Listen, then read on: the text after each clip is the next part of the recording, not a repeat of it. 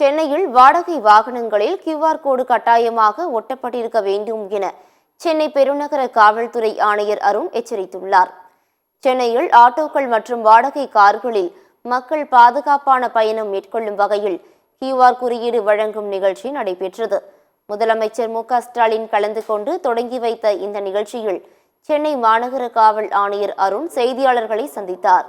அப்போது பேசிய அவர், வாடகை வாகனங்களில் பெண்கள் பயணம் செய்யும் போது ஏதாவது அச்சம் ஏற்பட்டால் வாகனத்தில் ஒட்டப்பட்டுள்ள QR குறியீடை உடனடியாக ஸ்கேன் செய்ய அறிவுறுத்தினார்.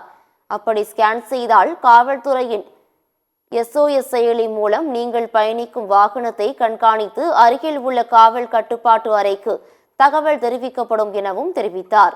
சென்னையில் இயக்கப்படும் அனைத்து வாடகை வாகனங்களும் இந்த QR குறியீட்டை ஒட்டுவது கட்டாயமாக்கப்பட்டிருப்பதாக கூறி காவல் ஆணையர் அருண் QR குறியீடு ஒட்டிய பிறகு அதை நீக்கும் வாகன ஓட்டுநர் மீது கடும் நடவடிக்கை எடுக்கப்படும் என எச்சரித்தார். QR கோடு சென்னையில் மொத்தம் 88,860 வாடகை வாகனங்கள் இயங்கிறது.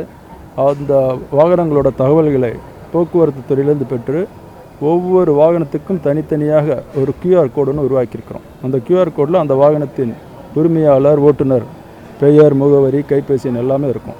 ஸோ அந்த வாகனத்தில் போகும்போது ஏதாவது அவங்களுக்கு, பெண்களுக்கு பாதுகாப்பின்மை அப்படின்ற ஒரு நிலை வந்தால் அந்த QR கோடை அவங்க ஃபோனில் இருக்கக்கூடிய கேமராவில் ஸ்கேன் பண்ணினா அதில் ஒரு SOS வசதி இருக்குது.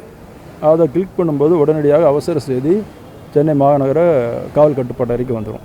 இந்த தகவலில் வச்சு காவல் கட்டுப்பாட்டு அறையில் இந்த லொக்கேஷன் எந்த இடத்துல இருக்கிறாங்களோ அதுக்கு பக்கத்தில் இருக்கக்கூடிய ரோந்து வாகனத்தை அனுப்பி அந்த பயணிகளோடு உரையாடி என்ன பிரச்சனை அப்படிங்கிறது கேட்டு தீர்த்து வைப்பாங்க.